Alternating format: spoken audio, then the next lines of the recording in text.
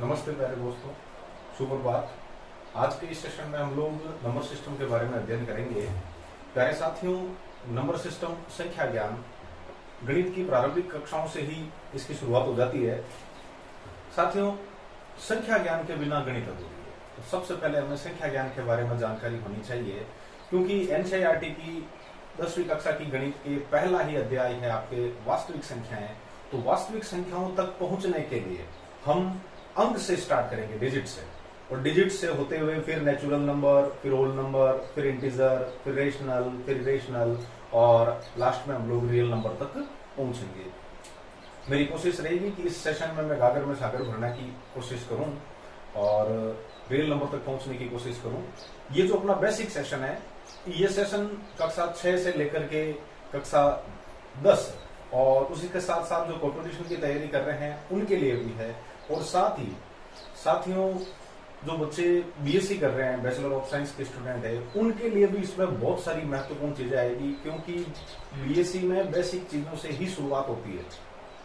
जैसे वहां आप ग्रुप थ्योरी पढ़ोगे, रिंग थ्योरी पढ़ोगे या एब्स्ट्रैक्ट अलजेब्रा पढ़ोगे, तो वहां पर इन चीजों का बहुत ज्यादा उपयोग होना है। ठीक है, तो मेरी कोशिश रहेगी कि सबको साथ में लेकर के चला जाए और इस टॉपिक को हम लोग स्टार्ट करते हैं। संख्या ज्ञान, नंबर सिस्टम।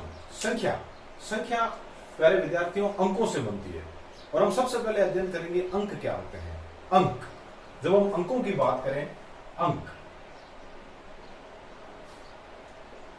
अंक डिजिट, अंकों की बात करते ही हमारे मानस में सबसे पहले चीज आती है कि सर गणित में तो जो अंक है वो 1 2 3 4 से शुरू होते हैं या 1 2 3 4 होते हैं। आपकी बात बिल्कुल सही है। गणित में देखा जाए, गिनती में, तो मुख्यतः 10 अंक ही हैं, जिनकी बार बार पुनरावृत्ति करके और संख्या में अलग अलग स्थानों पर, जैसे इकाई, दहाई, सैकड़ा, हजार की इन स्थितियों पर रख करके और संख्याएं बनाई जाती है। तो जो मूलभूत अंक है वो अपने पास 10 ही हैं। कौन कौन से? पहले तो 1 से लेकर के 1 2 3 4 5 6 7 8 9 के बाद 10 नहीं। 10 क्यों नहीं? क्योंकि 10 में अब क्या हो गया, अब आपके जैसे इकाई के अंक पर तो 10 में आ गया 0। क्या है? इकाई वाले अंक पर तो आ गया आपके 0 और दहाई वाले अंक पर आ गया 1। तो ये दो अंकों से मिलकर के एक संख्या बनी है। संख्याओं का निर्माण अंकों से मिलकर के बना होता है। उसमें होता क्या है, अलग अलग स्थानों पर इन अंकों को रख दिया जाता है, तो उससे संख्या का मान है वो आपके मतलब अलग अलग प्राप्त होता है। और इन 9 अंकों के साथ एक अंक और है आपके 0 की खोज अपने यहां ही हुई थी, तो गर्व होना चाहिए। ठीक है, अब देखें डिजिट के बारे में, अंक के बारे में। तो अंक के बारे में जो मूलभूत जानकारी है उसमें देखा जाए तो सबसे पहले अंक में क्या होती है, अंक के अंदर आपके आता है जातीय मान। अंकों के अंदर सबसे पहले देखा जाना चाहिए उसका जातीय मान।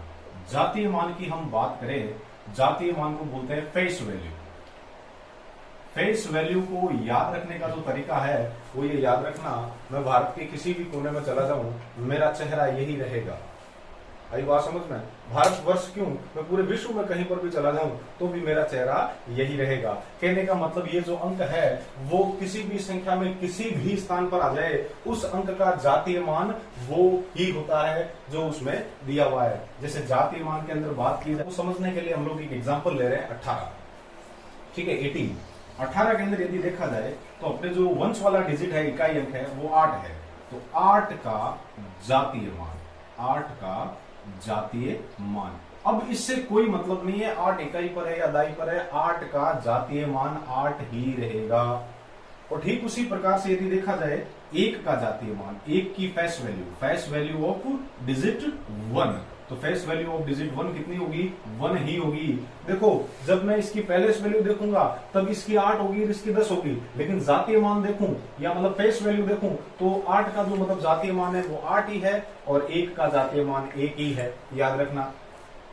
दूसरी जो वैल्यू है इसके अंदर, अंकों के अंदर ही अध्ययन किया जाए तो जो दूसरा अपने मान रहेगा अंकों का, वो रहेगा स्थानीय मान। स्थानीय मान या palace value. Palace value. Palace value के अंदर क्या होता है प्यारे विद्यार्थियों, जैसे गणित में छोटी कक्षाओं में आपने सीखा है कि दाईं ओर से जो सबसे पहला स्थान होता है वो हम लोगों ने इकाई के लिए रिजर्व किया है, दूसरा स्थान दहाई के लिए, फिर सैकड़ा और फिर हजार, और इस तरीके से आगे ये संख्याएं चलती रहती है। ठीक है, जैसे जैसे आगे जाएंगे ये मान बढ़ते रहेंगे। तो इन स्थानों पर क्या करना है आपको, इन्हीं अंकों में से क्या लाके रखने हैं, अंक लाके रखने हैं, और इन स्थानों की वजह से उस संख्या का जो मान है वो दूसरी संख्याओं से अलग होगा। जैसे मैंने 1, 2, 3, 4 और 5 इन शुरुआती 5 अंकों का मैंने चयन किया है और यहां पर लिख दिया मैंने 1, 2, 3, 4 और 5। तो ये जो संख्या है उसके अंदर देखा जाए तो 5 का जो इकाई मान है वो इकाई की 5 का जो मतलब आपके स्थानीय मान है वो इकाई की वजह से 5 ही होगा। और एक एक अंक हम लोग स्थानीय मान यहां देखते जाते हैं। स्थानीय मान के अंदर देखिए, जैसे संख्या 1, 2, 3, 4, 5 मतलब 12,345, 12,345 में सबसे पहले क्या देखेंगे हम लोग, 5 का स्थानीय मान, palace value of digit 5, palace value of digit 5। तो 5 के वो कौन से स्थान पर है, 5 प्यारे विद्यार्थियों इकाई के स्थान पर है, वंश वाली डिजिट पर है। तो क्या करना है, 5 को 1 से मल्टीप्लाई करना है, और 5 को 1 से मल्टीप्लाई करेंगे तो 5 ही आएगा। तो कहने का मतलब क्या है, 5 का जो स्थानीय मान है वो कितना है, 5 है। उसके बाद देखो अगला जो अंक है 4 का स्थानीय मान, 4 के स्थानीय मान की चर्चा करें तो मैंने ये लिख दिया 4, और 4 कौन से स्थान पर है, दहाई वाले स्थान पर। तो इसको किससे गुणा करेंगे, 10 से। तो बिल्कुल कर दीजिए, 4 को 10 से गुणा करेंगे तो ये हो गया 40। अरे टेबल तो आती है ना, 4 10 हाँ 40 के सर, हाँ वो सेम ही चीज है जी। अरे हिंदी में 3 का स्थानीय मान देखो, 3 का स्थानीय मान या 3 का जो मतलब आप पैलेस वैल्यू देखोगे तो 3 कौन से स्थान पर है, 3 है वो आपके सैकड़ा पर है। तो इसको आप 100 से मल्टीप्लाई कर दो, 100 से मल्टीप्लाई कर दोगे तो ये हो जाएगा 300। और उसके बाद देखो अगला अंक कौन सा है, 2, और 2 का जब आप स्थानीय मान फाइंड आउट करोगे तो 2 कौन से पैलेस पर है, 1000 वाले पर, तो उसको 1000 से गुणा कर दो और ये हो जाएगा आपके 2000। और उससे अगला लास्ट डिजिट है अपने पास 1, तो 1 का जब हम लोग स्थानीय मान फाइंड आउट करेंगे, पैलेस वैल्यू फाइंड आउट करेंगे तो 1 कौन से डिजिट पर है, 1 है 10,000 वाले स्थान पर। 10,000 से गुणा करेंगे तो ये हो जाएगा, 1 को 10,000 से गुणा करने पर 10,000। अब इन सबको वापस आप जोड़ दो, तो जैसे ही आप ऐड करेंगे, ऐड करने से आपको क्या प्राप्त होगा, 50,000, ये क्या हो गया 5, 4,000 क्या हो गया 4, 3,000, 3, 2,002 और 1। ये बात और ये बात वापस जब सेम आ जाती है तो इसका मतलब हमने प्रत्येक डिजिट का जो पैलेस वैल्यू है वो एकदम सही निकला है, अदरवाइज कहीं ना कहीं घोटाला कर दिया है। ठीक है, और एग्जांपल की मदद से इसको समझेंगे हम लोग, इस टॉपिक को अच्छा क्लियर करेंगे। स्थानीय मान के अंदर देखा जाए डियर स्टूडेंट, तो मैं एक छोटा सा एग्जांपल और लेता हूं और उसकी हेल्प से आप लोगों को थोड़ा और अच्छे तरीके से समझाने की कोशिश करता हूं। इसमें क्या है, अगला जो एग्जांपल है वो मैंने लिया है 108, 108।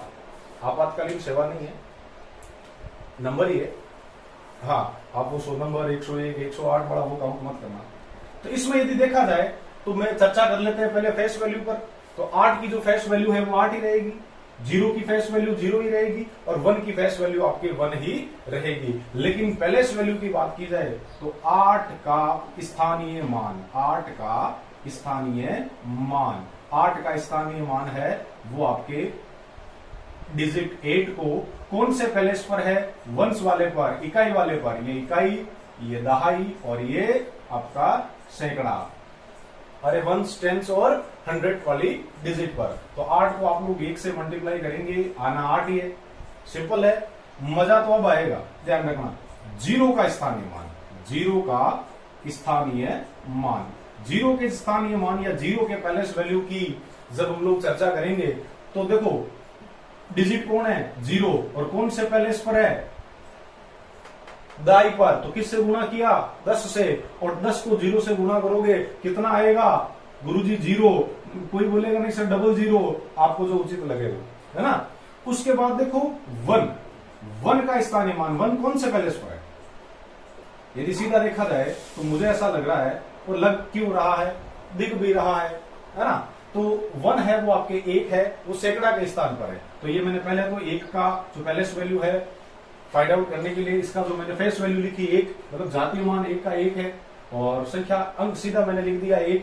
और इसको गुणा किससे करना है आपको? पैलेस क्या है? सैकड़ा। सैकड़ा मतलब 100, तो 100 से मल्टीप्लाई करोगे तो ये हो जाएगा 100। इन सबको वापस ऐड कर दो, 8008 000 और ये हो गया 1, आ गया ना 108। कि सर मतलब हर एक अंक का 0 को छोड़ दिया जाए तो अलग अलग स्थानों पर अलग अलग स्थानीय मान होगा। सीधी सी बात है। किसको छोड़ दिया जाए? 0 को छोड़ दिया जाए। तो 1 से 9 तक जितने ये 9 अंक है उनको यदि किसी भी संख्या में अलग अलग स्थान पर रखा जाए तो अलग अलग स्थान पर रखने पर उनके अलग अलग आपके स्थानीय मान प्राप्त होंगे, या उनकी आपके पैलेस वैल्यू फाइंड आउट होगी। अब कि सर 1 से 9 की आपने चर्चा कर ली, 0 का क्यों नहीं बोले? अरे ये 0 तो उस वाले डिपार्टमेंट में है, जा भी जाएगा, हम तो डूबेंगे जो डूबेंगे, छोड़ेंगे 7 वाले को भी नहीं। यहाँ दा ही था, उसको भी 0 से मल्टीप्लाई करके इसने 0 कर दिया।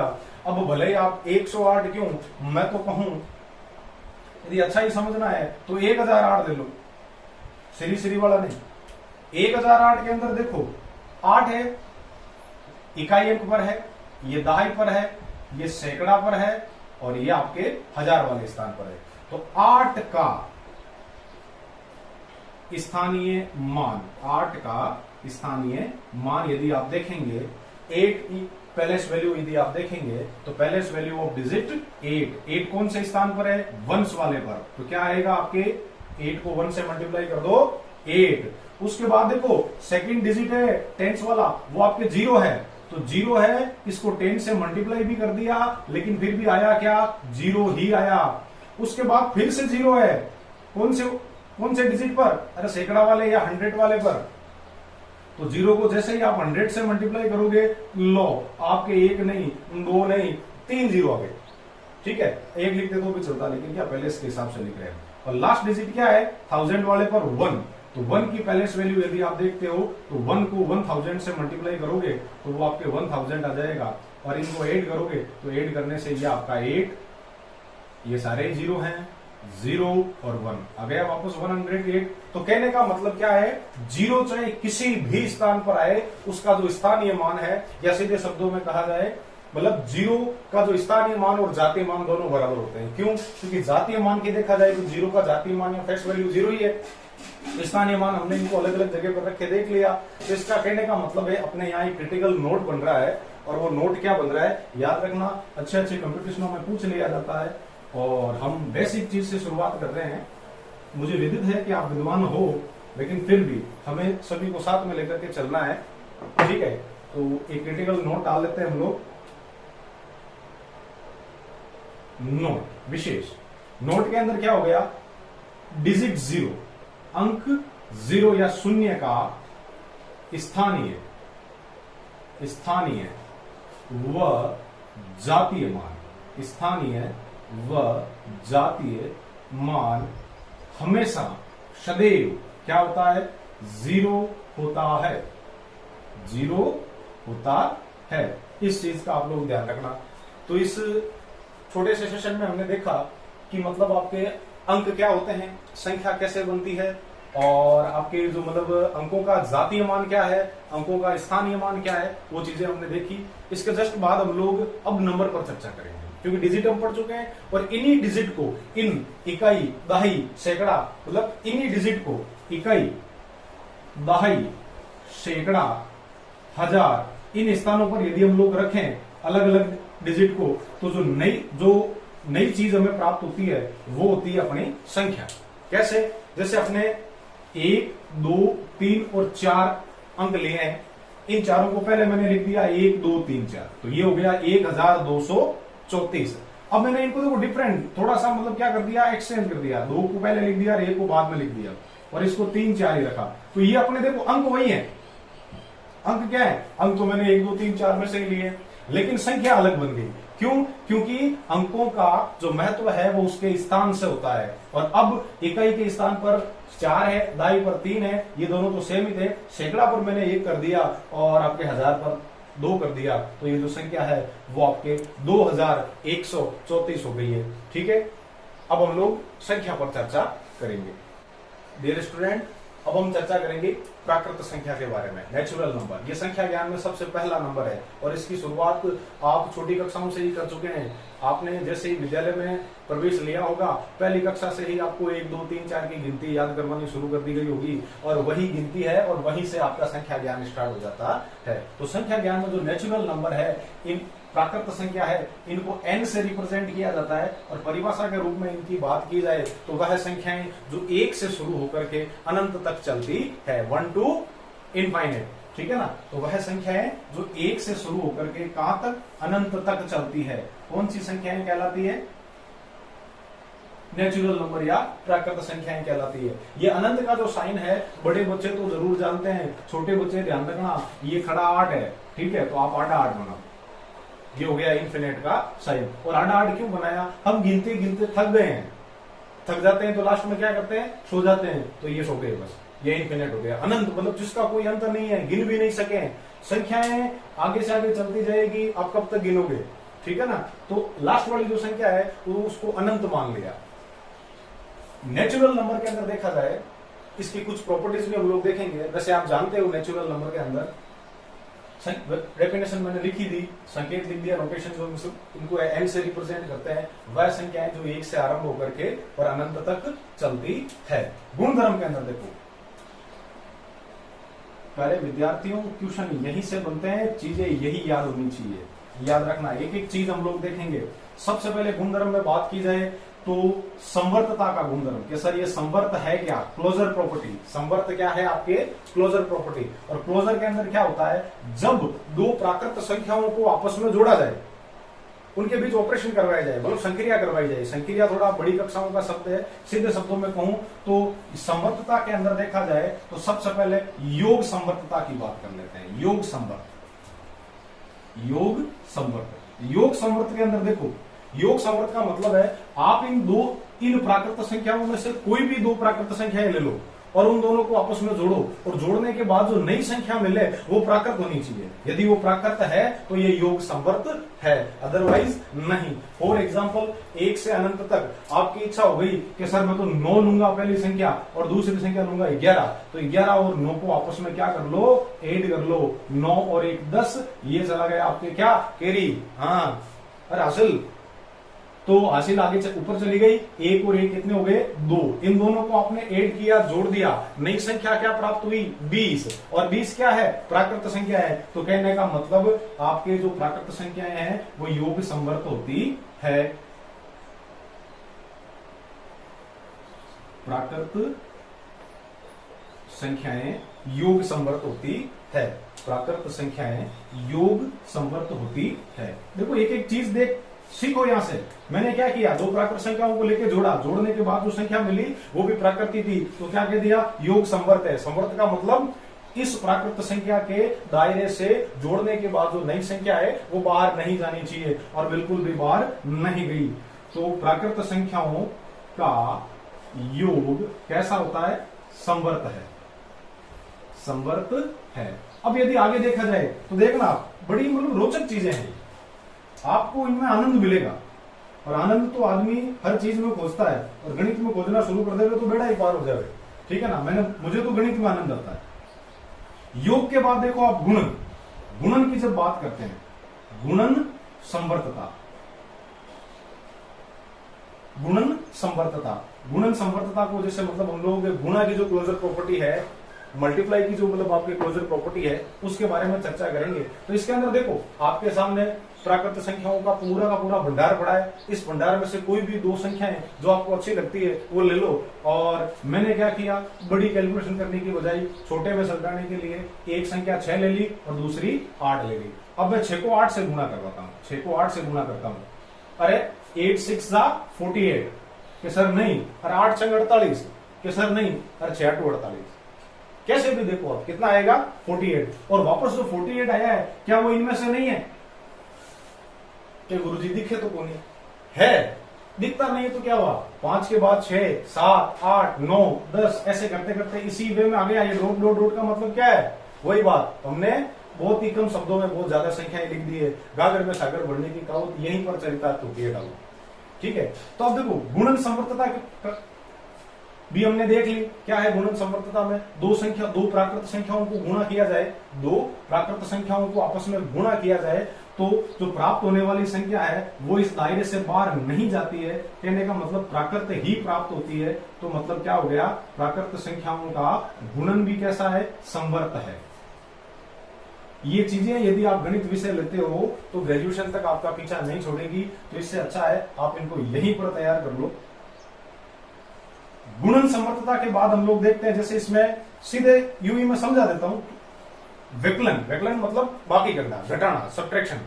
ठीक है, तो इसके अंदर देखो विकलन के अंदर आप एक प्राकृत संख्या में से दूसरी प्राकृत संख्या घटाओगे, बड़ी में से छोटी घटाओगे तो आपको प्राकृत ही प्राप्त होगी। लेकिन मामला कब गड़बड़ होता है? जैसे आपने दो संख्याएं या 6 और 8 ही ले लेते हैं, 8 में से आप 6 घटाते हो तब तो 2 प्राप्त होता है और आप राजी होकर कहते हो कि गुरुजी प्राकृत प्राप्त हो गई। अरे काया अब पलटेगी जब आप 6 में से 8 घटाओगे। 6 में से जैसे ही 8 घटाया तो बड़ा कौन है दोनों में से? संख्यात्मक रूप में 8 बड़ा है। देखो मैं चिन्ह के साथ बात नहीं कर रहा हूं, मैं ये नहीं कहता हूं कि एक आदमी के पास 6 लाख रुपए हैं और दूसरे से लोग 8 लाख रुपए मांगते हैं तो 8 लाख रुपए बड़ा संख्यात्मक रूप, मतलब 8 लाख रुपए बड़ा धनवान है। ऐसा तो मैं नहीं कह रहा हूं। मैं तो ये कह रहा हूं 6 और 8 में से बड़ा कौन है? 8 बड़ा है संख्यात्मक मान में। तो 6 में से 8 गया, पीछे बचा 2। और सरकार किसकी बनती है? जिसका बहुमत होता है। तो चिन्ह किसका लगेगा? जो संख्यात्मक मान में बड़ा होगा। और अदरवाइज मूलभूत संख्याओं में इनको घटाया जाए तो इनको जो घटाने का तरीका है वो कुछ यूं होता है। प्यारे विद्यार्थियों, ये है अपनी नंबर लाइन, संख्या रेखा। संख्या रेखा के बीच में होता है 0। इसकी चर्चा करेंगे, ये पूर्णांकों के बाद आएगी अपने। तो 0 की जो मतलब दाईं ओर वाली संख्याएं होती है, याद रखना नंबर लाइन पर संख्या रेखा पर बाईं ओर से दाईं ओर जाते हैं तो मान बढ़ता जाता है। तो 0 के बाद यहाँ 1 2 3 ऐसे कहां तक? इन्फिनिट तक आगे से आगे चलता जाएगा। इधर देखो -1 -2 -3 और देखा जाए तो -4 -5 -6 -7 और -8। अब माइनस का तो 8 है, आगे कितने स्टेप जाने हैं आपको? भाई इसको ऐसे लिखूं या यूं लिखूं, -8 में मुझे प्लस का 6 जोड़ना है तो भी बात तो एक ही है। ठीक है, तो ये -8 है, इसमें मैं 6 जोड़ूंगा तो ये तो हो गया 1, ये 2 3 4 5 6, कितना आया? -2। क्या लिखा हुआ है? -2। एक ही बात है, याद रखना। ठीक है, तो यहां अपना मामला गड़बड़ हो गया। छोटी प्राकृत संख्याओं में से बड़ी प्राकृत संख्या घटाओगे तो जो संख्याएं आएगी वो आपके ऋण पूर्णांक आएगी, मतलब इस दायरे में नहीं आएगी, इस दायरे में नहीं आएगी। क्योंकि यहां तो क्या 1 से अनंत है, 1 से अनंत है और इनमें माइनस वालों का कहीं जिक्र ही नहीं है और ये माइनस वाला आ गया, मतलब आपके जो विकलन है वो संवर्त नहीं है। और इसी तरीके से विभाजन देखा जाए तो वो तो धरते ही गड़बड़ हो गया डाबरों। 8 के अंदर आप 6 का भाग देते हो तो ये आपस में कटने के बाद 2 का भाग इसमें जाता है 4 बार और इसमें जाता है 3 बार, और ऐसी तो प्राकृत संख्याएं होती ही नहीं है। तो कहने का मतलब क्या है? संवर्तता के गुण की बात करें तो प्राकृत संख्याओं में योग व गुणन दोनों संवर्तता पाई जाती है, विकलन और आपके विभाजन नहीं। तो आगे चर्चा करें अगले गुणधर्म में, तो उसकी भी हम लोग बात कर लेते हैं। मुझे एक छोटी सी चीज बताइए आप लोग, किसी भी संख्या में क्या जोड़ा जाए? किसी भी संख्या में क्या जोड़ा जाए कि हमें वापस वही संख्या प्राप्त हो? जैसे मेरा वजन 70 kg है, नहीं लग रहा, 79 है ना, 79 kg है, उसमें कितना जोड़ा जाए कि 79 रहे? तो 79 के अंदर कितना जोड़ोगे कि 79 ही रहेगा? अरे 0 जोड़ना है, सीधी सी बात है ना। तो कोई भी संख्या ले लो आप, किसी भी संख्या ले लो, उसमें कितना जोड़ा जाए कि वापस वही आ जाए और उसी संख्या की पहचान करवा देवे। तो इस गुणधर्म को हम लोग कहते हैं आइडेंटिटी। तो मतलब प्राकृत संख्याएं हैं, इनका जो योज्य तत्समक, एडिटिव आइडेंटिटी, योज्य तत्समक की हम लोग बात करें तो योज्य तत्समक है वो आपके क्या होता है? 0 पे देखो आप, अब इसमें बताओ मुझे 0 है क्या? कहीं 0 नहीं है ना। कि प्राकृत संख्याओं की शुरुआत कहां से हो रही है, एक से, तो इसमें लिखेंगे कि प्राकृत संख्याओं में योज्य तत्समक नहीं होता है। प्राकृत, देखो ये छोटी सी चीज है, कंपैरिजन में पूछ लेते हैं, संख्याओं में योज्य तत्समक 0 विद्यमान नहीं होता है, नहीं होता है। बस छोटी सी बात ही कि सर योज्य तत्समक हो गया, क्या इसी प्रकार से गुणन तत्समक भी होता है? बिल्कुल सही है, आप सही बात पकड़ रहे हो। किसी भी संख्या को कितने से गुणा करवाया जाए, गुणन तत्समक है। मल्टीप्लिकेटिव मतलब मल्टीप्लिकेटिव आपकी क्या हो गई है, आइडेंटिटी। गुणन तत्समक, गुणन तत्समक का मतलब किसी भी संख्या को कितने से गुणा किया जाए कि हमें वापस वही संख्या प्राप्त हो। अरे सीधी सी बात, किसी भी संख्या की टेबल कितनी बार बोली जाए, ये पार्टा कितनी बार बोली जाए कि हमें वही संख्या प्राप्त हो। तो हमारी जो आदत है 5 एकम 5, 6 एकम 6, हाथ एकम हाथ, 15 एकम 15, 20 एकम 20, फलाना एकम फलाना, हाँ ठीक है। तो किसी का भी पार्ट आप एक बार बोल दो, हमें वापस वही संख्या प्राप्त होगी। तो कहने का मतलब गुणन तत्समक कौन होता है, एक।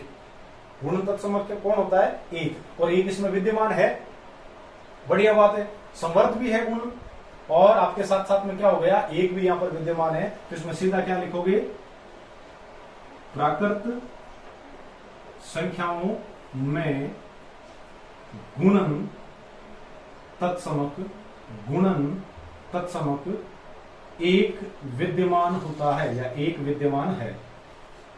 गुणन तत्समक एक को मैंने ब्रैकेट में लिख दिया, और विद्यमान है, बस सीधी सी बात है। आगे यदि प्रॉपर्टियों में बात की जाए तो अगली जो प्रॉपर्टी है वो है आपके कर्म विनिमयता, कम्यूटेटिव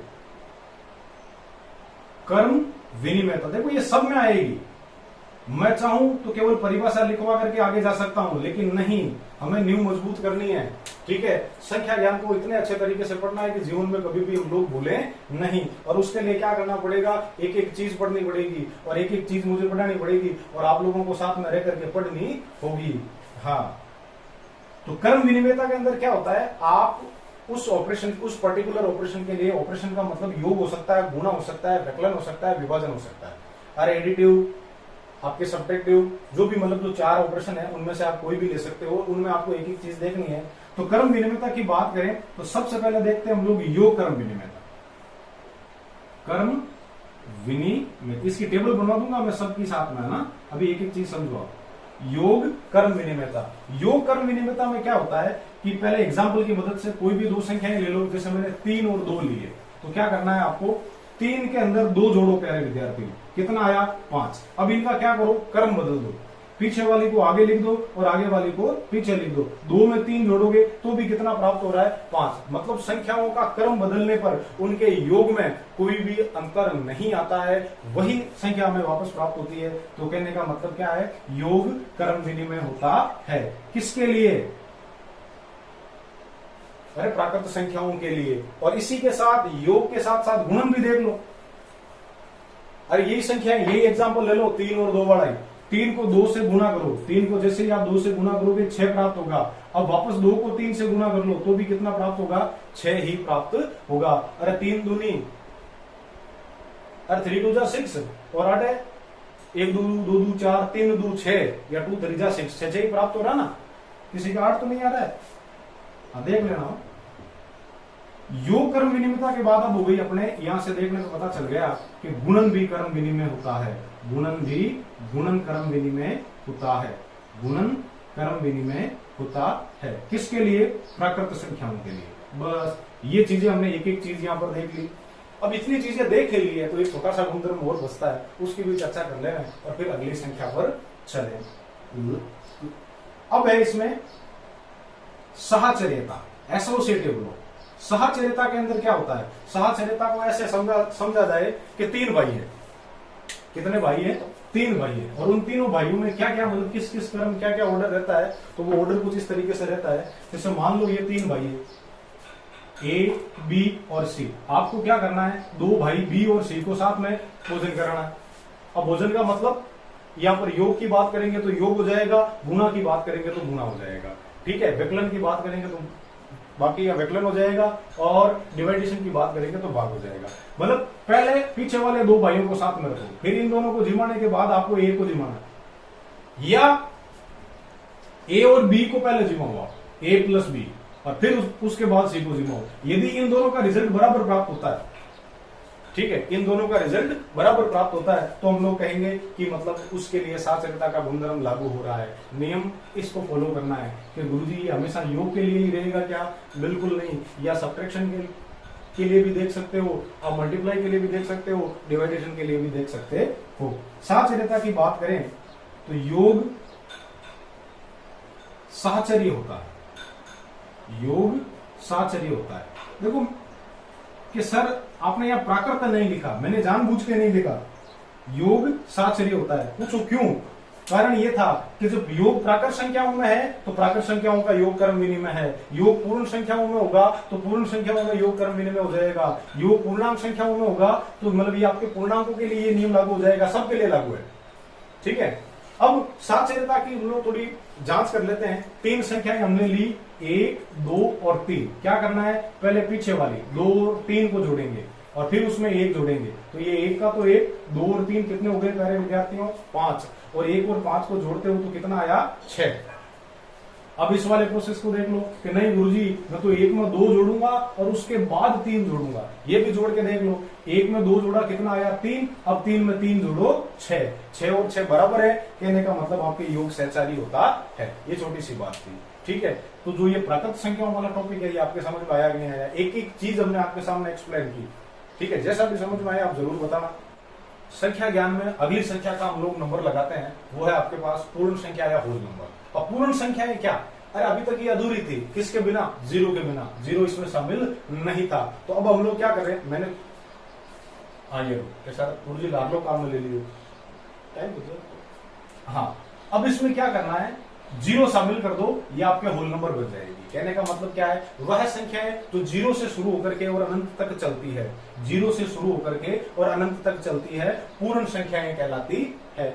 0 से शुरू होकर के और अनंत तक चलने वाली किस वे में? 0, 1, 2, 3, 4, 5, 6, 7, 8 ऑन दिस वे और इनफाइनाइट तक। ठीक है, जहां तक हम लोग गिन सके वहां तक, और जब थक जाए तो रेस्ट कर लेना। तो कहने का मतलब क्या है? पूर्ण संख्या है वो आपके 0 से शुरू होकर के अनंत तक चलती है। और इसकी प्रॉपर्टी की बात की जाए तो सबसे पहले देखो समवर्तता की। मैंने क्या बताया था? जोड़ किन्हीं भी 2 संख्याओं की कर लो आप, गुणा किन्हीं भी 2 संख्याओं का कर लो, 100% समवर्त आएगा। देखना आप। हाँ, कई विद्वान आदमी बोल सकते हैं कि गुरुजी 0 गुणा करवा तो बिल्कुल 0 से आप किसी भी संख्या को गुणा करवाओ तो हम तो डूबेंगे जो डूबेंगे, छोड़ेंगे साथ वाले को भी नहीं, उसको भी वो 0 कर देगा।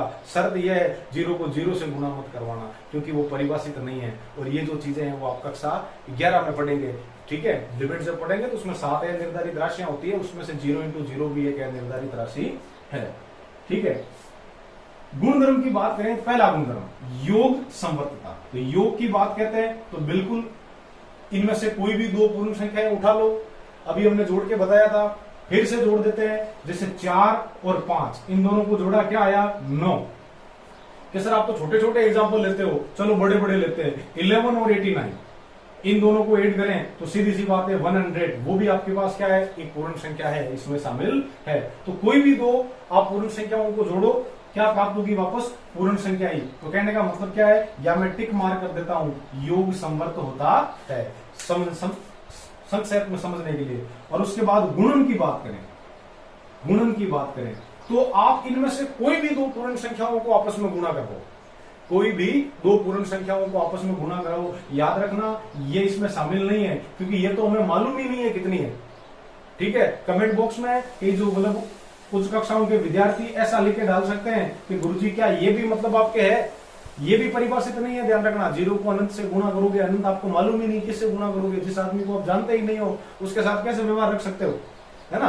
तो 0 अनंत में आप अनंत को आप 0 से गुणा नहीं करवा सकते हो। ये भी इनडिटरमिनेट क्वांटिटी है या अनिर्धारित राशि है। इसके अलावा बाकी कोई भी इनमें से 2 संख्याएं हैं, उनको आपस में गुणा करवा दो। गुणा करवाने के बाद आपको जो संख्या प्राप्त होगी वो एक पूर्ण संख्या ही होगी। जैसे 3 को आपने 4 से मल्टीप्लाई किया, 3 भी होल नंबर है, 4 भी होल नंबर है, तो 3 को 4 से मल्टीप्लाई करो, 3 4 जा 12, 12। हाँ चलो 12, 3 चौक 12, 4 तेरी 12, 3 चौके 12 और 4 3 12।